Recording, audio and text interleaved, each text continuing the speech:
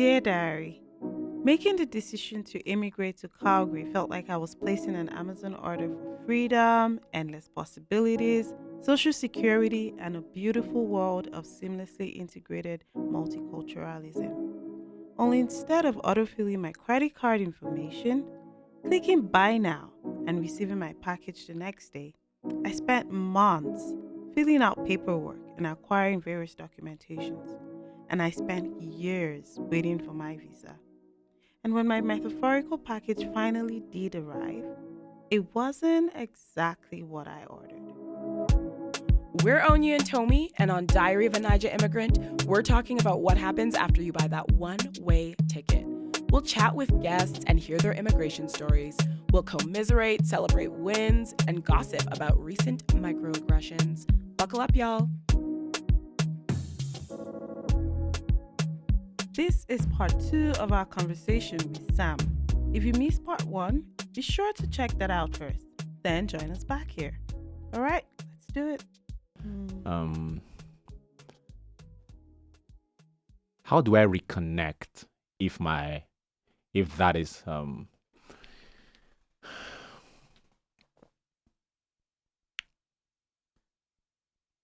figuring it out.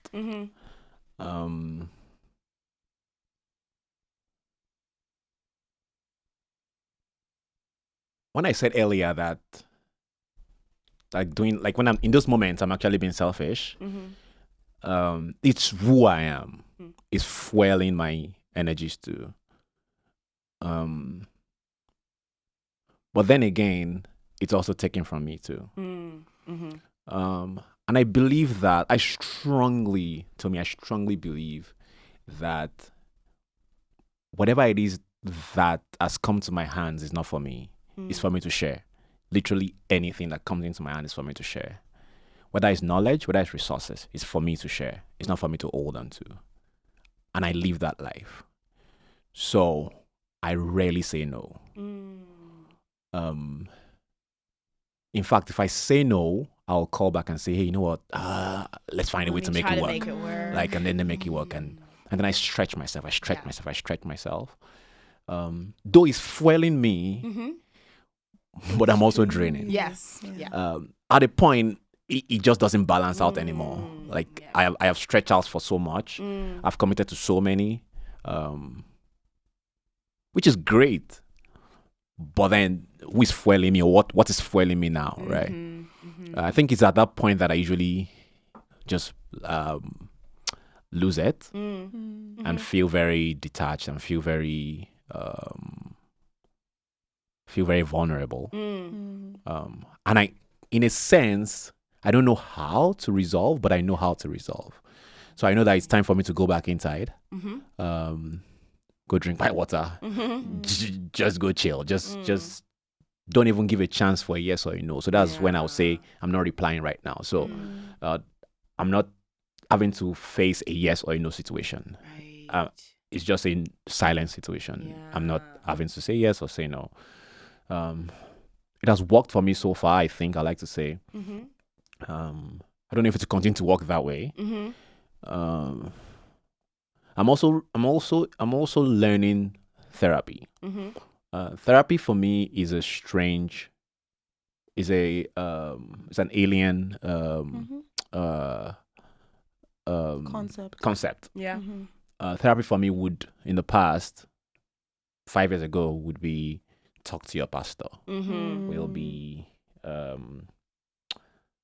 talk to your whatever, however it is, talk to your imam, whatever it is. That was therapy for me. But yeah, it's different, right?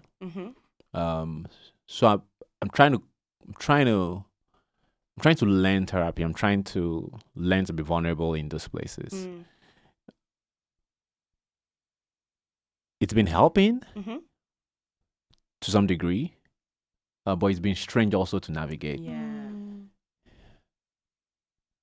So I show up sometimes I don't show up. Last year was the first time that I tried it. I called a number that somebody gave to me, and I remember calling this number, and the lady picks up on the other end. And that was like one of my very darkest times, actually. It was the time that I'm going to talk about it someday on my Instagram too. When Mm. I was like, you know what, I'm done. I'm done. I'm just done. There's nothing more. I'm just done. I'm out. And like around 2:30 in the morning, I decided to call this number, and she picks up and and she just starts to ask me all these questions. That I'm like, what? Of course, I'd waited 21 minutes listening to music. Right. I'm like, okay, so 21 minutes waiting for somebody for that's enough for me to just check out. Like, Yeah. there's really no. Yeah. Anyway, somebody picks up and they asked me this question, and I was like, you know what, don't worry about it, I'm fine. And I ended the call and I just decided to bury my head in my pillow and just cried to sleep. And just compartmentalize that and just put it on the side. But really, it never goes away. You just keeping it for another day, right? I'm not ashamed to say that I struggle in that department. But I'm managing it. Managing it by knowing when to back away. I'm managing it by respectfully just disconnecting. I know that my social media is like a very is my one of my biggest connecting points, and that's why I would post it when I feel some sort of ways, just to know that people know that, hey, I'm not just ignoring. I choose myself right now. Yeah. And I think that is the same thing too for a lot of black men. I wish that a lot of colored people, black people especially, I should say, will seek for help and not, you know how they say, black don't crack. Black strong. If I say black don't crack, black they crack. I'm just wondering, like, has this always been something that has, like, from Nigeria, you've always felt this way? Or it's just the immigration journey that brought out that thing that you never knew where it came from? Or, like, a yes and a no. Yeah. Okay. It's a yes and a no. It's a yes.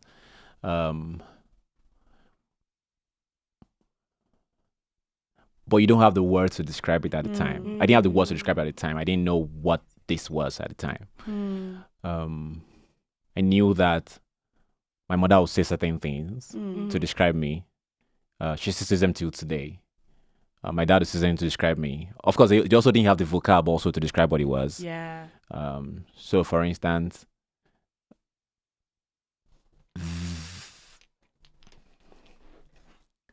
I had so my mom would say that, so my grandmom will bring oil, red oil, to my room at night when I'm sleeping, and put it just by my head.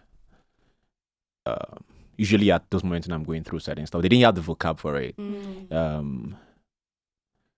So there are names that they call me. There are things that my parents would do to try to help me to pass through in that time. And it showed up in a different way too in Nigeria back then. It showed up mostly in anger. Yeah. It showed up in me being self-sabotaging. It shows up in me destroying my own things. I don't know if I should say this yet, but I will. Hopefully help somebody. Yeah, sure. I remember one day I flung, and it was like the smallest of things, right? And it's because you are in a place and you don't even know where you are in. You're like in this place and you don't understand it yourself, and nobody around you understands it too. So it becomes like, and then it manifests as anger for me at the time. I remember my mom, my sister and I having an argument, and she was sitting right in front of me. My mom was in between us. And I was so angry that I picked up the stool that was closest to me and flung it at my sister. It barely missed my mom's head this much. When the stool hit the wall, there was no part of it that was together. If it had met my mom's head, it would have been a different story. Remember that after that situation, I broke down. I was crying. I can still see me right now holding my mother's laps and just holding her outside and crying that she should help me. I was just saying, help me. I was saying in my language, help me, mom. Help me, mom. Help me, mom. But she also couldn't help me because she also didn't know what it was. Yeah. So it has been like that for me all the while. But coming here, learning and seeing and reaching out, I began to understand what it was. And the life here is different also. Like the struggles that I would have, the struggles that I had in Nigeria, the things I expended my energies on, it's not the same that I expend my energies on here. So the result is also different in that sense. So I'll say yes and no to that. Yes, in that, yes, it's been there, but no, I did not know what it was. But now I do know what it is. I know that there is that neurodivergent self of me that I'm coming to identify with and accept and embrace. I know that sometimes there'll be a cloud, and I know how to manage it. So it doesn't even manifest as anger anymore. It doesn't manifest as that smash my phone on the wall and destroy. It doesn't manifest as that negative energies or self-sabotage myself on stuff. It just manifests as being very fragile. I like a little hug can make me to start crying. Like just hug me and okay, please stay away, don't touch me. Like I'm so fragile right now. A little how are you? A little hello Sam, you're doing well can make me start crying. I don't want to hear it at that moment. I know that my cup is full. I'm at the chokehold of my bottle. I need to let it break so I can start a new bottle. So yes, I know to that. That's interesting. But sometimes, do you feel like you hold back so much?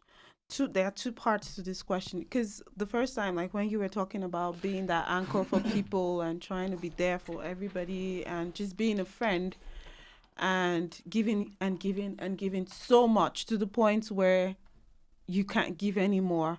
Do you feel like you just want to be a friend? How about having that friend? Do you feel like it's too much to ask to have a friend also who you can also ask and not feel? Because I feel like sometimes we just need it. That's what community is about, right? We need each other, and it might not be so many people, but just one person who can be an anchor for you. Have you ever felt like you're tired of giving and you want someone to also give you? Where do you derive that energy from in order to fuel yourself, if that makes sense? It's quickly becoming a therapy session, people. I love it. The thing is, in Nigeria, we don't take therapy seriously, right? We don't take therapy seriously, yeah. But here, it just evokes a lot of emotions, and then we're like, no. Yeah. But that's a great question, though. That's a fabulous question, and you're right. It's that. It's that I know I need to learn how to receive also. I need to learn how to ask. I need to learn how to say, okay, no. I need to learn how to allow people to come into my space and assist me and not feel like I'm taking anything away from them. Yeah. Right? I need to learn to be that person. You're right. Absolutely. I feel that way because I also always have that feeling. Oh! I'm someone who feels like, okay, I like to give a lot, but I don't like to be a burden to anybody, and I don't want to disturb anybody. But there was a question someone asked me once. The person said, when someone asks me, do I see it as a burden? Like if someone asks me to please take care of their child, for instance, will I see it as a burden? And I had the ability to do that.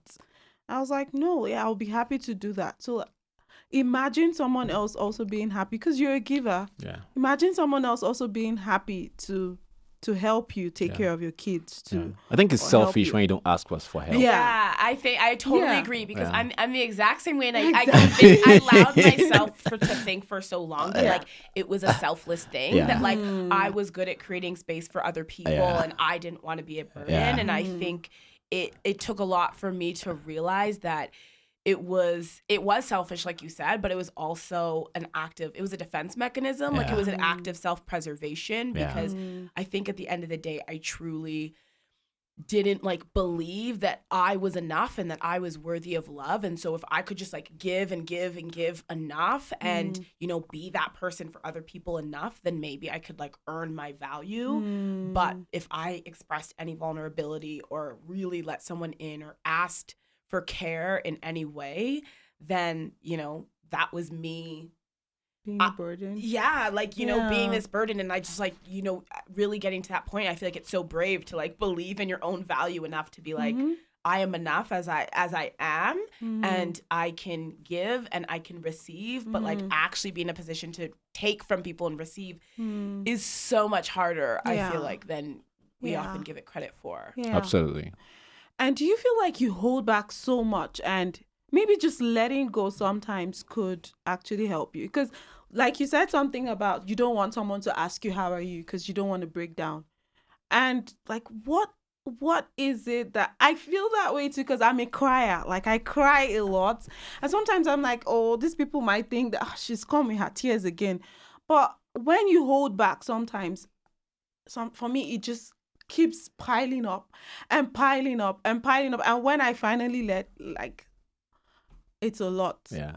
So like, do you feel like holding back sometimes isn't always the best, and just letting yourself to feel all of those emotions could actually help? I'm not a crier. Oh. I know you're not a crier, but like you have to Now I feel. realize, yeah, I'm a crier now. In fact, in the past few years, I think I've become like a shower. It's like built up. I wasn't always like this, man. But now, like, sometimes it just takes a little bit of just show me a little love and I'll start crying. Yeah, you're right. But you know, the way I think about it, of course, maybe I need to work on that also, is I feel like there's a lot of pain in the world. I feel like there's a lot of suffering. There's a lot of people going through like serious stuff on you. People are going through like messy mess. Then I beg, what's my own problem now? I beg, why would I want to add my own problem to this conversation? Mine is just like, of course, it's probably enough for me, but on a bigger spectrum of asking, okay, how are you? And then you want to add your own to, you know that this person is already, especially like you have a lot of people around you who are maybe empath and they will take your problem as their problem. Like, you know what? I'm fine. Do you really believe that though? Do you really believe that like your problems are not worth discussing because people are dying in the world? I know that's a bastardization of what you said, but you know what I mean. It's you that said this. Yeah, but I'm like, but do you really believe that? Yeah. I actually do feel that way. Interesting. Okay. Because I believe, you know, the way I see life, I was telling my friend this morning on the phone, and I was saying that, see, this life is just a wave, just a tide. Like, it's just go up and go low and go up. That whatever it is you're feeling right now, whether it's excitement of like you got the best job in the world, or you're feeling so downcasted out, man, life is not going the way you want it to go. It's not gonna be like that forever. There's gonna be a new wave coming. So I feel like whatever it is that I'm going through or anybody's going through, and I'm not trying to, I hope this doesn't sound like I'm belittling anybody's situations, but I feel like just like life is not permanent, there's no permanency to situations too. It would evolve.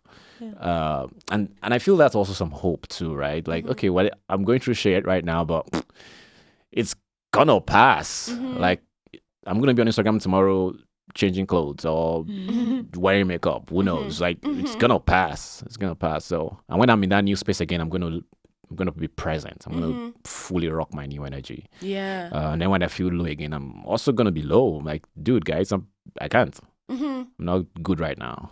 So if you're going through this like really difficult time and it's going to pass, do you feel like sharing that and like putting it out, whether into the world or putting it out to somebody else, has a negative impact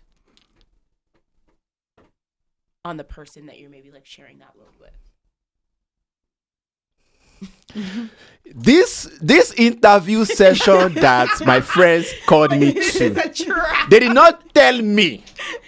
We did not know. They did not warn me before I entered this studio. That is a therapy session.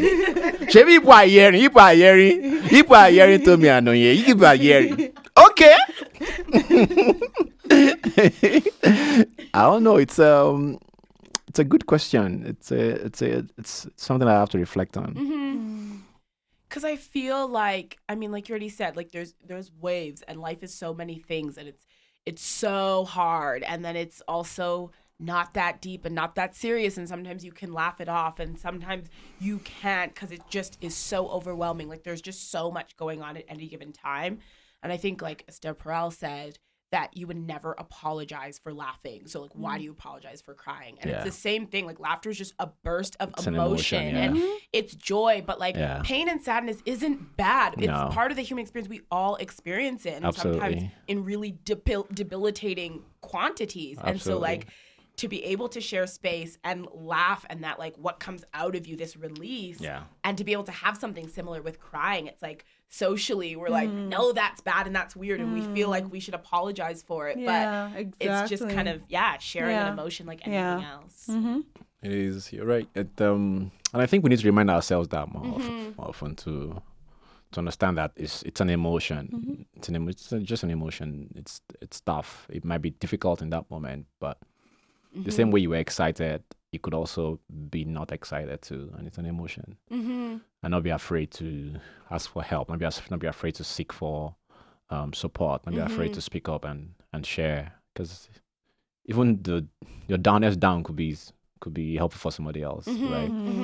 And being able to share that openly, especially because of who we are too, knowing what our history is, knowing how certain things are frowned upon, and be like, how can you come outside and be crying in public? How can you? But meanwhile, you're dying on the inside, right? So I think that part of our responsibilities as so-called leaders or so-called community people is to not only show that we are strong in that sense, but also show our strength when we are also going through stuff. Not only the great times, when it's not so good, to open up and talk about it too publicly, so that the younger guns can see and be like, oh, that's okay. I don't have to be turned up all the time. That's okay. It doesn't mean that anything is going south in my life. It's just that. So I think we owe it to ourselves and to our clan to be that way openly too. So yeah, you're spot on. No, I totally agree. And I really appreciate like your vulnerability in all of this, because I think you're right. It's like the only way that we can like remove the shame around not doing well. And it's like we're all experiencing it. So like just to be able to be more vulnerable about it and actually like share a space, I think is so important. Yeah. And also the culture we grew up in as Nigerians, as Africans, is just seeing a man as that figure where you're not allowed to be emotional. You are not. Yes, you're supposed to be strong and that person that protects every other person. And not sharing that you also need to be protected. And I think that also adds to it. But I feel like this is 2023. And it's our responsibility to be there for everybody, like to be there for each other. Because you see so many people, like prominent people, and you hear that they took their own life, and it's like a man, and you're wondering, like, how did this happen? How this person was such a bubbly person, and how did this happen? But that it's just keeping it all in, and we don't want that to happen, and that's why we're there. Like, we have to be there for each other. So, Sam, I'm putting it out there now. If you ever need somebody to talk to, please, people are hearing. Pick up the phone and call me. The old Calgary is hearing. Honestly, 100%. Like I feel like it's our responsibility to just be there for each other, because I've been there once and I felt that way, and that's the reason why I was like, I need a diary to be able to tell my story, but I'm sure other people also need a diary to be able to tell their story. Because we're not all okay. No. We're looking okay, but we are not all okay. But how do we express that? How are we able to show and also get that warm embrace, that warm hug? I think it's part of that selfishness too that we spoke about earlier, because really I can't boldly say that I don't have people to call. That's not true. I have people that love me. I have people that if I call them once, they once or twice, right? There is a community out there that cherishes me, that loves me, that will be there for me. But the selfishness of that we spoke on earlier to reach out for help. I think that's the one that I need to do better at. Speaking of which, social media, how I came across your page and what got me stuck on your page. Oh yeah. It's not you have. Was it my chest? Was it my biceps? Please, I'm a married woman. 90 minutes. Okay. 90 minutes was in it, the gym. Was it my photography skills? Honestly, like that would be something that would attract me because I'm a photographer, right? Oh my But it God. wasn't just the photography. It wasn't just who you are and how good looking you are and everything. It was one post.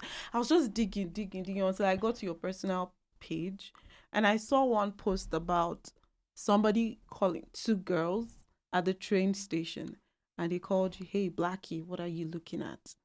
And then they ran up the staircase. Like, I don't know, it gave me a very visual imagination of what happened in that scene. Yeah. And I was like, oh, wow. And truly, when I came across that your page was February of last year, Black History Month. And we're all dealing with this thing. And that was when like there was an issue surrounding a black male who actually, I don't know if I'm allowed to mention his name on air, Lejoto. Yeah. And like, all of those was just like, and that was like my real realization of what my mind. I don't know. Did you know before you came that Canada had a racist something? I thought it was just America. I did not know. I did not know that Canada also has that. I did not. February was that month of realization for me last year. And then I came across your page and then I saw that post. And I was like, wow. Yeah. That was when I knew that I was black. Yeah. That was the very first time I knew I was black.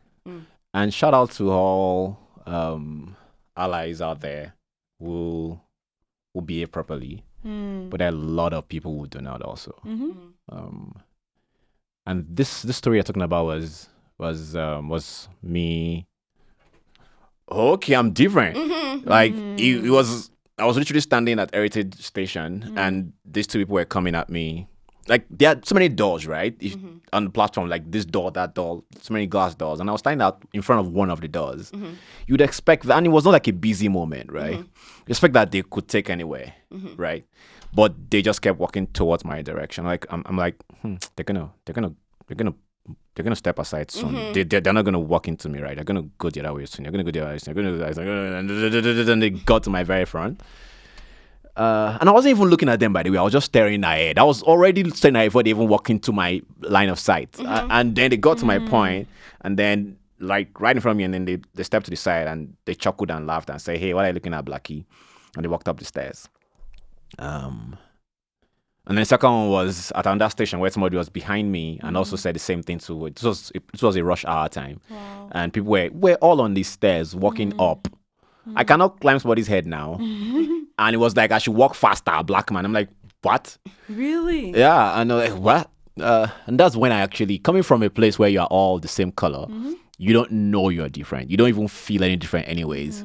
And then coming to a new place that you now call home, initially you would not even really feel it too, in the sense of it. Of course, you look different. People are, it's the curiosity of, oh, see Oyinbo, hey, Oyinbo, see Oyinbo, wow, see Oyinbo. It's just the curiosity that will get to you first. It's not, you don't feel any less yet. Otherness is internalized, right? Like, yeah, you're right. So even though people looked at it, you're not feeling. You're not feeling it yet. You're just seeing it, just observing, like, see Oyinbo food, see Oyinbo in that train. You go just looking at that, right?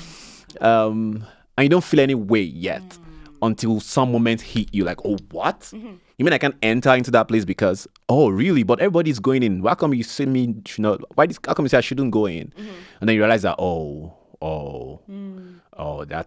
that's not fair. And that's when you begin to kind of now see that, okay, I guess I'm not the same level with these people. I guess I'm less. So that was the moment for me to realize that, okay, I'm black, and the way I handled that situation wasn't the best way, by the way. If I'm to relive that moment, I would react differently. When I read the post and you were like, I wish I had responded at that time. I wish I responded the way I was, and that's the way I'm sensing what you're saying. Like, you would have responded. Yeah. Imagine they're listening to this podcast. Yeah. And you have that thing in mind that you wanted to tell them. What would you say to them? Just imagine I'm that person. I don't have Oyinbo hair, but I'm a visual person. It's interesting that you saying it right now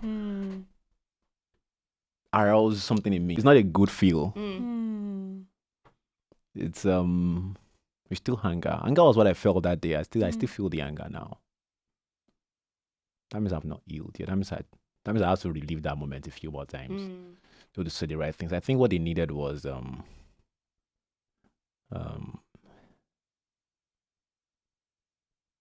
as far as to my mind, I should say, I feel like what they needed was a little bit of education. I feel like what they needed was to be ignored properly. I feel like they didn't deserve the energy I give them on the day.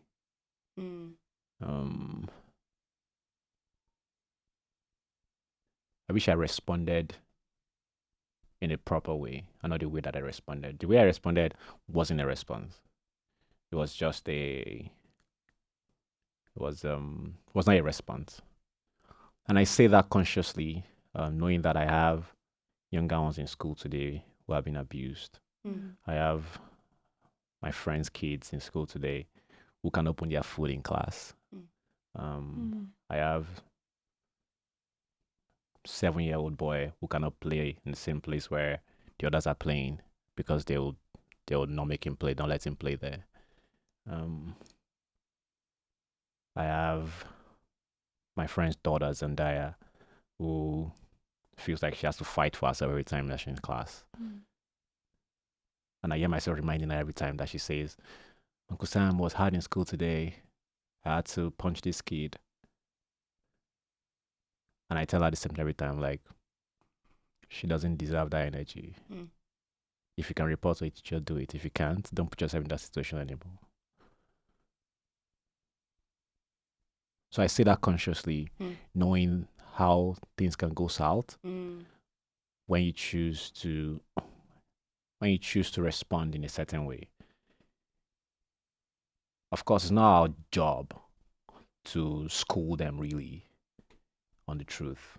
It's for them to go find out. But some people are just dicks, sorry to say. There's no way you can educate them. And then you must preserve your energy and not even bother because it's just a lost cause. So I say that consciously, saying that sometimes the answer is just back away. The answer is just walk away. Because it's wasted energy. Wasted energy. That's interesting. Okay, Sam, we've unpacked so many things, but how do you deal with loneliness here in this part of the world? What's your relationship status? By the way, let me say that first. Truth evolves. So I'm saying this. I said this to say that everything that I say today, that I've said so far, is my present truth. Is because of how much that I know and the light that I've seen and information that I have that makes me stand and say the thing that I say today. If I know differently, if I learn differently, my realities and my truth might also evolve. I just need to put that out there and just say that I am who I am today based on the information that I've received over the years. So if tomorrow I learn differently, I may sound differently too. Okay. Back to the question. My relationship status. I am black. Intentionally. It's all over the place. There's no answer to my relationship status. With my full chest, I would say that I'm by myself. For now. But we don't know. Why? Why? Is there something? Do you think if you're in Nigeria, you'd be married with kids by now? What if I don't want to ever have kids? Yes. Okay, so let's talk about that. Let's unpack that. Why Speak it. You're saying that you don't want to have kids. I'm chilling doing the thing. That is my choice too. Like I feel like I can hear your mom saying somewhere. If my mom hears me, if my mom hears this, my response right here, right now. She will enter prayer. She will bring one girl from Naija tomorrow morning. I know. That's On the your point. doorstep. Yeah. I think again, I think I'm a very selfish person in that direction. Not many people. There are not many people that have the same ideologies that I have about life. Mm-hmm.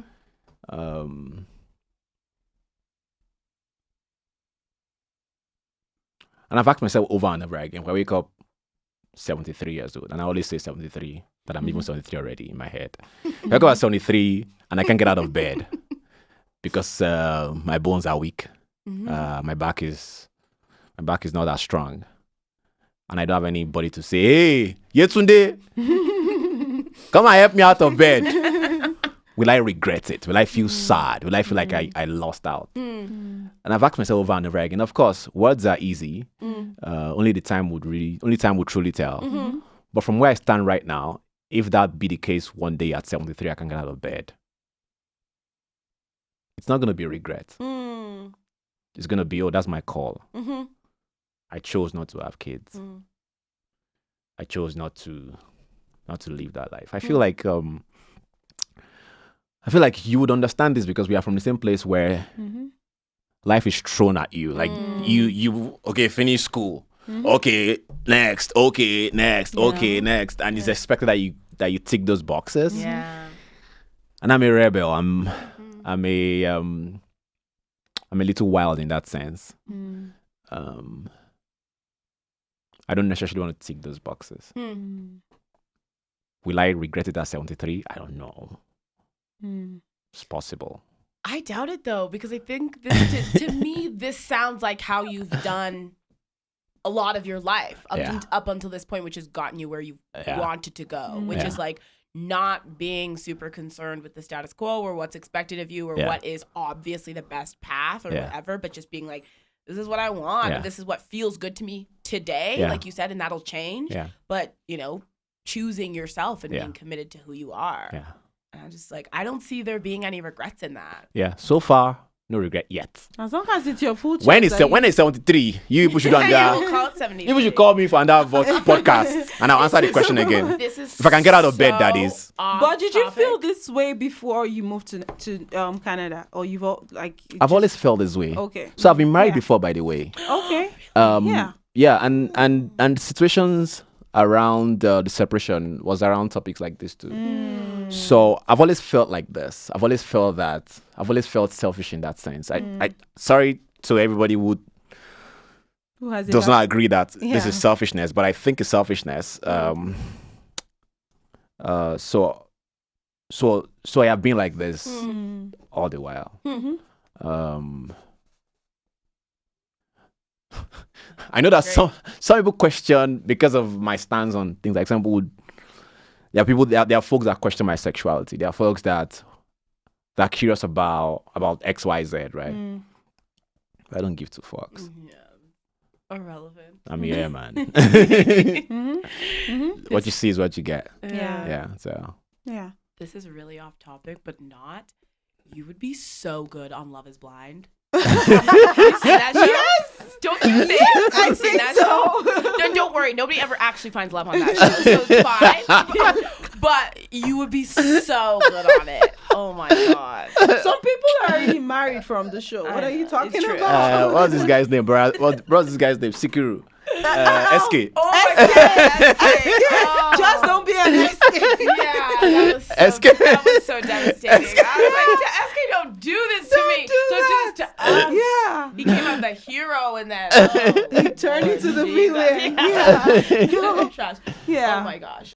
If you were to buy that one-way ticket again, what would you do differently? What would you have had in mind to do differently? You cannot. I just asked for my favorite color. Let's end this show.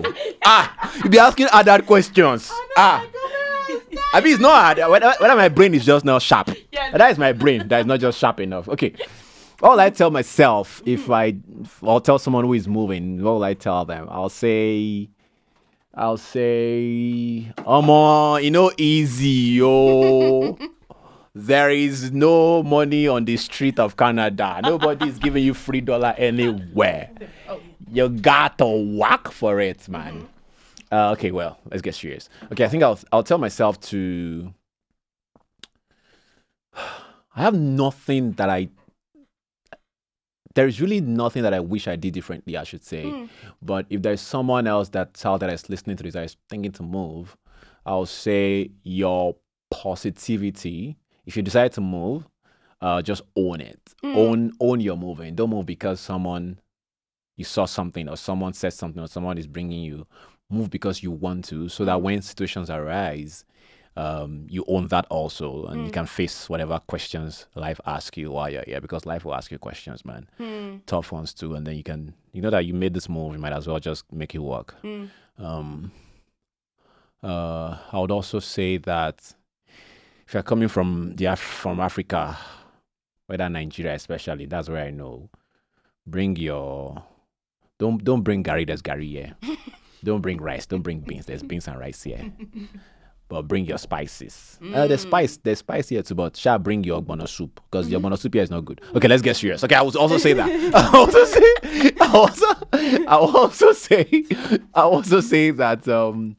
also say that be open to change. Be open to change in your orientation.